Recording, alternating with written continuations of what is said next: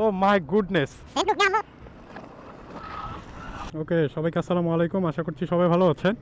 তো এখন মূলত হচ্ছে আমরা যাচ্ছি হাঁসের গোস্ত খেতে বৈরাগীগঞ্জে, এবং যাওয়ার একটাই রিজন, সেটা হচ্ছে আজকে প্রচুর কুয়াশা।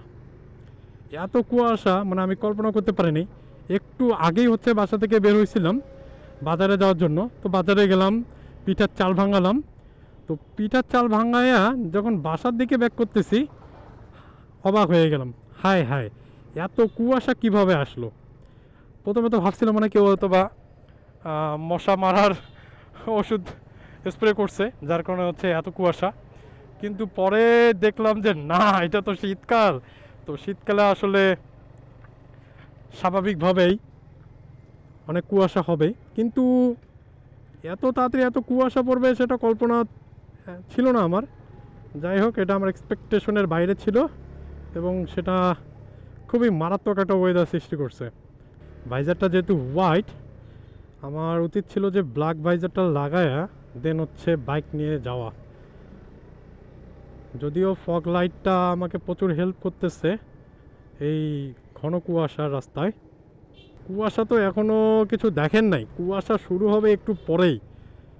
মানে এত তাড়াতাড়ি এত কুয়াশা পড়বে সেটা ভাবতেও পারিনি। ইনফ্যাক্ট আমার চোখে তো আমি শুধু সাদাই দেখতেছি। মোট কথা হচ্ছে প্রচুর ঠান্ডা পড়ছে রংপুরে একদম। এখন তো টেম্পারেচার দেখাতে পারবো না কত আছে, তবে আমি নিশ্চিত টেম্পারেচার একদম 15-র নিচে আছে। আর আমি একটু পরপর ক্যামেরাটা মুছতেছি, কারণ হচ্ছে কুয়াশায় ক্যামেরাটা ঝাপসা হয়ে যাচ্ছে। ইভেন হচ্ছে আমার ভাইজারটা অনেক ঝাপসা হয়ে গেছে, ভিতরে বাহিরে বারবার পরিষ্কার করা লাগতেছে। তো এটা খুবই প্যারা দিচ্ছে আমাকে। উচিত ছিল ব্ল্যাক ভাইজারটা ইনস্টল করে দেন হচ্ছে আসা, বাট ভুল হয়ে গেছে।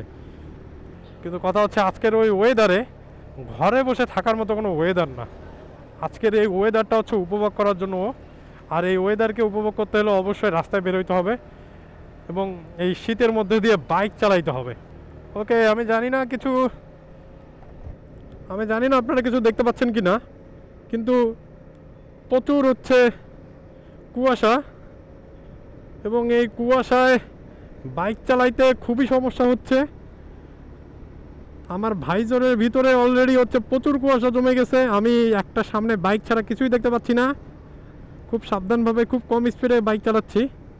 আমার তো মনে হয় যে সামনের বাইকার যিনি আছে ইনিও খুব ভয়ে টানতেছে, কারণ এই রোডে আসলে খুব টানতে হয়, না হলে 80-90 স্পিড থাকার কথা, সেখানে আমি 40-50-এ গাড়ি চালাচ্ছি। তাহলে বুঝেন যে আসলে কি লেভেলের কি কুয়াশা পড়ছে, যার কারণে এত কম স্পিডে গাড়ি চালাতে বাধ্য হচ্ছি আর কি। এই ওয়েদারকে আসলে কোনোভাবেই মিস করা যায় না। তো আপনারা যারা রংপুরে থাকেন অলরেডি শীতকে উপভোগ করা শুরু করছেন।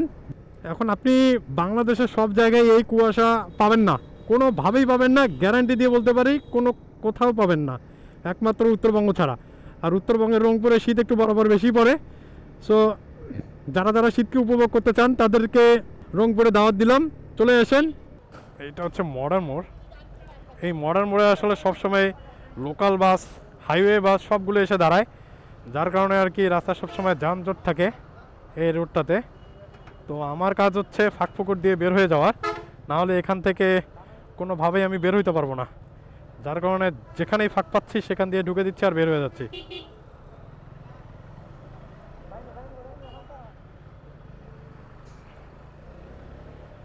তো ফাঁক ফুকুর দিয়ে আর কি অনেক দূর বের হয়ে আসলাম, নাহলে পিছনে দাঁড়িয়ে থাকতে হইতো। এটাই তো হচ্ছে বাইকের মজা।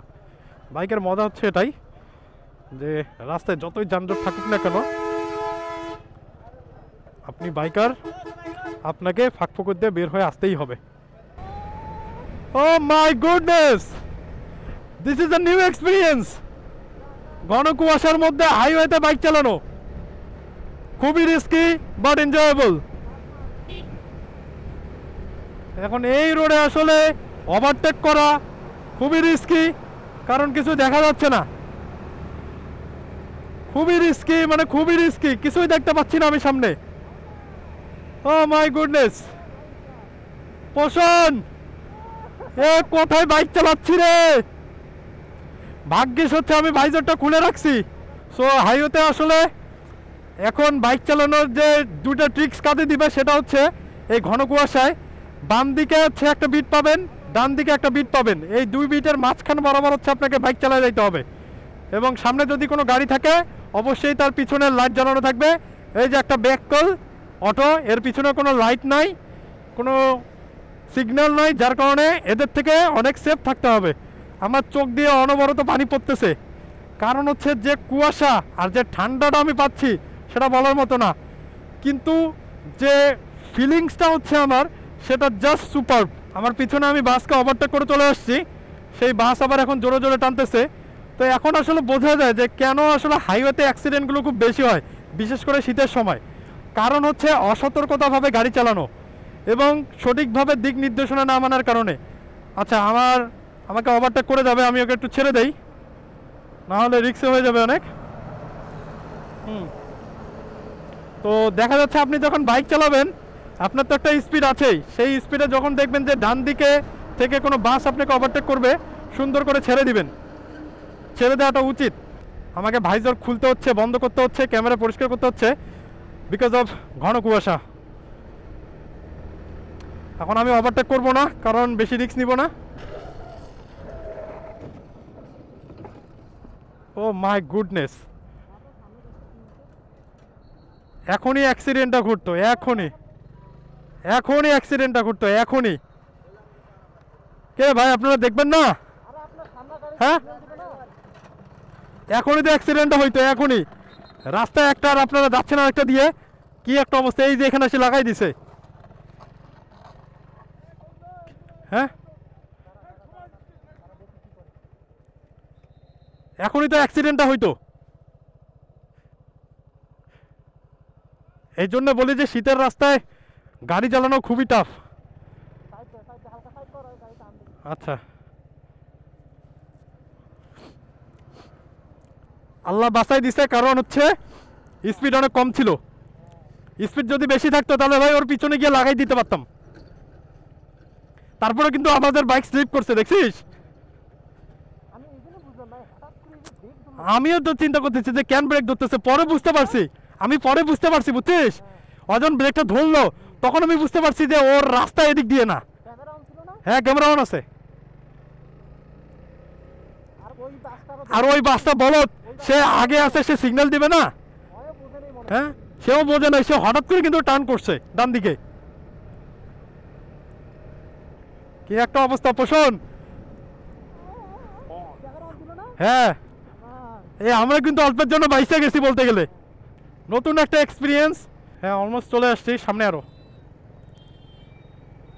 আল্লাহ বাঁচাই দিছে রে,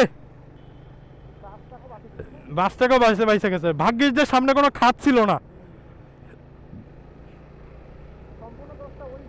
ওই সামনের বাসটা যেহেতু সামনে যাচ্ছে, ওর সিগন্যাল দেওয়া উচিত ছিল, সে কোনো সিগন্যাল দেয় নাই ডাইনে। চিন্তা কর বাসের ভিতরে যে যাত্রীগুলো আছে তাদের অবস্থা কিরকম, তারা কতটা ভয় পাইছে।